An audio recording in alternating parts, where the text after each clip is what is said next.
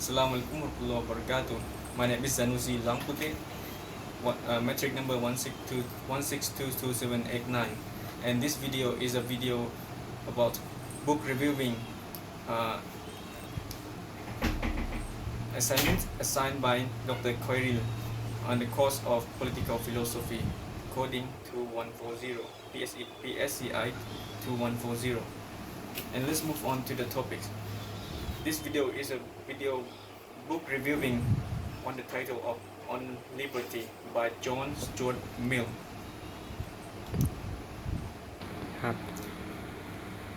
John Stuart Mill, or in short, J.S. Mill, is a British-born political philosopher. He's considered as one of the greatest liberal thinkers of the 19th century, and he's also the earliest feminism movement and feminism advocates. His idea influenced by the several of political thinkers prior before him, namely John Herschel, Auguste Comte, and Jeremy Bentham. To conclude his political idea in a nutshell, his political philosophy can be described as a liberal thinker.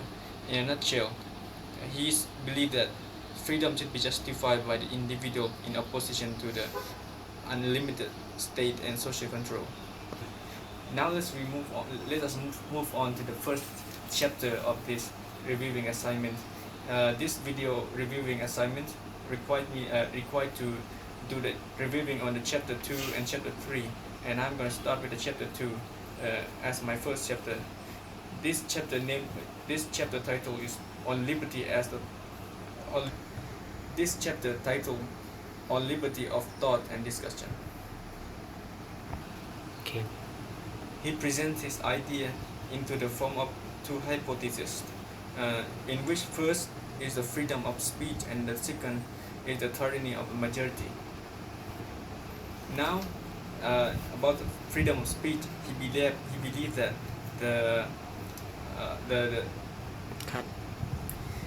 he believed that the speech and idea should not be suppressed by the authority.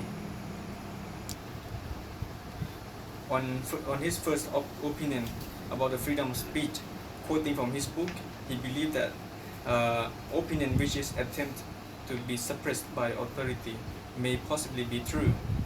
Those who decide to suppress it, of course, deny its truth, but they are not infallible. And to be elaborate, he believing that the opinion that has been censored and oppressed by the state may possibly be true, because if it's not true, the state may ignore it.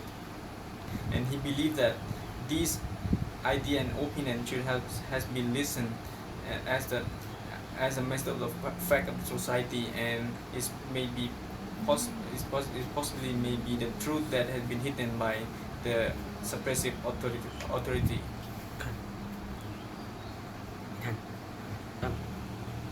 To explain this argument, he given the example of the Socrates and the prosecution of Jesus.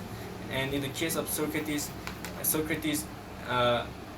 has been prosecuted and accused by the charge of denying the God of state, and he's highly admired Socrates for his bravery. And in the case of Jesus of Nazareth, he given the example of the tyranny of the majority, which I will be mentioned in the next chapters. Okay. And now let's move on to the second chapter, which is the third chapter of the book. Namely, name of title is On Individuality as an Element of the Well-being. He proposed that the society ought to attempt to promote the individuality in order to create the creativity and diversity in the society. He also believed that the conformity is very dangerous to the society as a whole. Now let's conclude this whole assignment by uh, my by ending with my opinion. According to my opinion, I believe that his idea is is modern and can be applicable in nowadays. But his but his idea has been criticized harshly and highly about the vastness and the how he given a definition of the limitless and the freedom. And the question still remains whether how much is the freedom that he required for the society to be given to an individual. But to me, it seems to me that I am attracted to this idea because I believe that his idea on freedom of speech and his idea on uh, lesser state control is suitable for this modern day society, which is the freedom and liberty is one of the most thing that one of the thing that the majority of the world citizen craving for. And with that, I would like to end my reviewing assignment with this.